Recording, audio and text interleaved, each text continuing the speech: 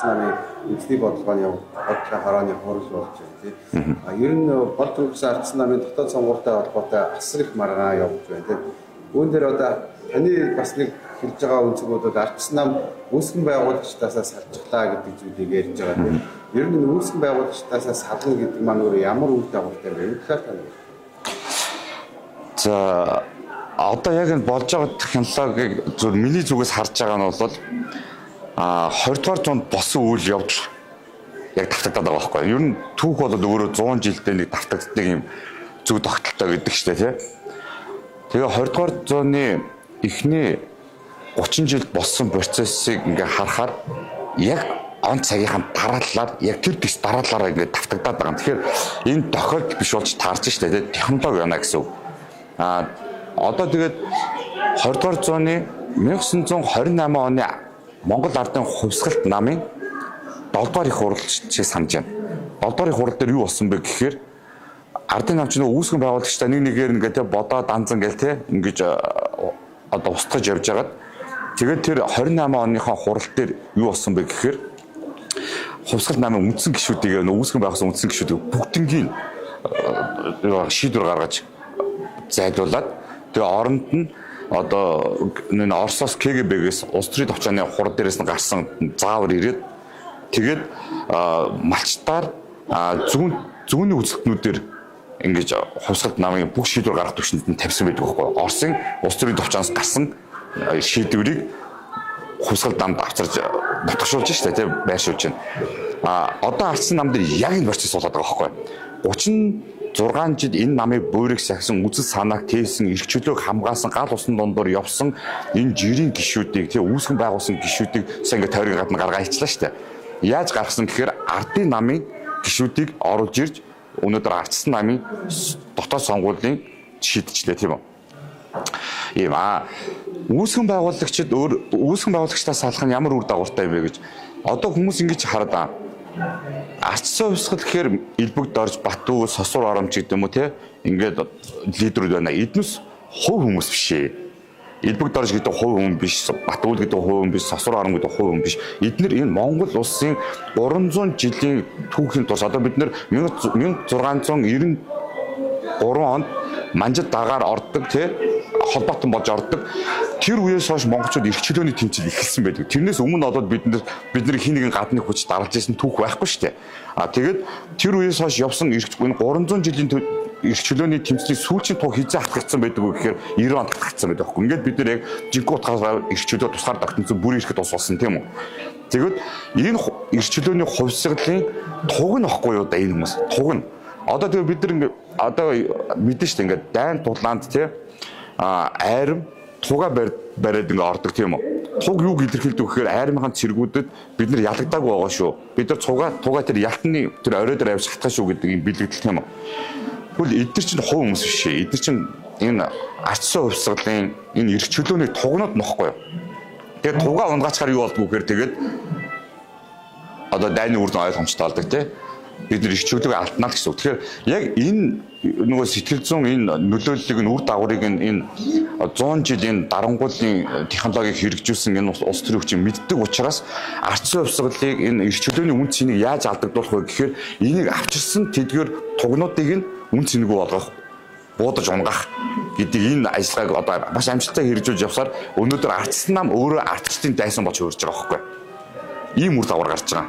Одоо энийг бид нар одоо энэ цаг үе дээр энэ түүхийн давтагдж байгаа циклийг зогсоож чадахгүй болвол одоо яг угаасаа иргэд шүртэл хараад хэлээд байна шүү дээ. Ан мань хоёр ямар ч ялгаагүй болчихлоо гэж. Хүн баггүй иргэд нарийн дотор болоод байгаа нарийн минь мэдгүй ч гэдэгс мэдрээд байна шүү дээ. Юу болоод байгааг энэ хараад байна те. Тэгээ энэ болоод нийгэм хэлээд байгаа байхгүй. Тэгээ үр дагавар бол юу гарах вэ гэхээр бид нар буцаад нэг л нам хоёр өөр ярилцлагатай, нэг нь улаан ярилцлагатай, нэг нь цэвэр ярилцлагатай ийм хоёр өөр дөрвтөө мөртлөө нэг хамтын ажиллагаатай, нэг хамтын шийдвэртэй ийм улс төрийн нөлөөлөлд бид нар явж орно гэсэн үг байхгүй. Тэгэхээр өнөөдөр энд цуглаж байгаа хэдийгээр 2 хоногийн дотор зар хүрээд цуглаж байгаа боловч эдгээр бол яг ардчил эрх чөлөөг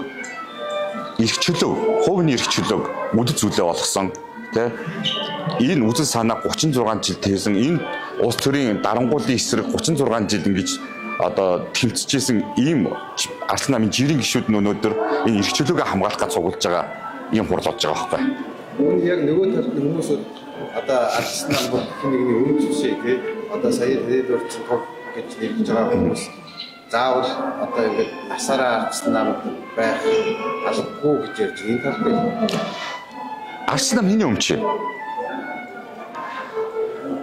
Одоо мэдгүй улсын бүртгэл дээр Арслан намыг эцсийн өмчлөгч нь тэр байна гэдэг тийм бүртгэл байхгүй шүү дээ. Илбэг дорж явах юм уу? Батуулах юм уу? Тийм байхгүй. Яагаад энэ хүмүүсийг өнөөдөр Арслан намыг өмчлөөд байна гэж ийм манипуляц хийгээд байна гэхээр Арслан нам Монгол улсад түүхэндээ анх удаа үндэснээсээ бүрдсэн нам байхгүй юу? Ардын нам бол импортын нам шүү дээ.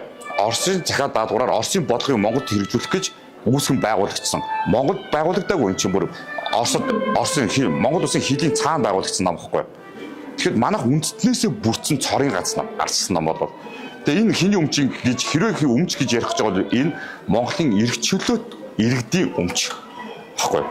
Тэгэхээр энийг Илбэг доржийн өмч гэдэг юм уу, Баттуулын өмч гэдэг юм уу, Сосор орны өмч гэж ярьж байгаа хүмүүс тэд нар зүгээр манипуляц хийгээд байгаа байхгүй юу? Тэгэхээр эдгээр мэдж байгаа. Энэ Арслан намыг хинч өмчлөлтгүй маа гэдэг мэдж байгаа. Өмчлөлтгүй ч учраас өнөөдөр Арслан нам ингээд ийм хэрүүл тэмцэл зодоо нүдэнтэй тий тэр нь ил байдаг хамгийн гол нь тий ил байдаг. Ягаад тэгэхээр хүн болгонд хамаатай нам учраас. Ардын нам бол тийм байхгүй ш. Ардын нам бол үнэхээр одоо яг л удирдаг хин удирдагч тэрнийхээ өмч болдог тий. Одоо Арслан намыг тийм юмруу авч орох чинь. Тэгэхээр энэ Арслан намын дотоод сонгуул бүр ихэхээс өмнө та болон таны хэсэг нөхцөл одоо энэ сонгуул үнэхээр жонхоорсын сонгуул болох гээд байна. Түүнийг болоо гэж одоо хоёр хүмүүс бас янз бүрээр сүрглээс нь шаарддаг юм. Гэтэл одоо яг өнөөдрийн нөхцөл байдал дээрээс харж байгаа гэдэг яг та хэлснээр байна. Яг л тийм болж байгаа сте тий. Тэгэхээр өнөөдрийн Арслан намын дараа цогт гэрлийн үйл ажиллагааг та юу хэлхэн харж байна. Энэ хүн яг энэ байдлаараа цаашдаа Арслан намын дараа хэр удаан хэсэх бол. За би цогт гэрлийг болоод ингэж харж байгаа. Одоо бид нар чинь нөгөө нүүдэлчин ахуйгаар одоо амьдардаг үндэстэн шүү дээ. Тэгээд бидэрт нэг юм авдаг жишээ байдаг. Адун сүрэг дотор нэг чон ороод ижилсдэг тий.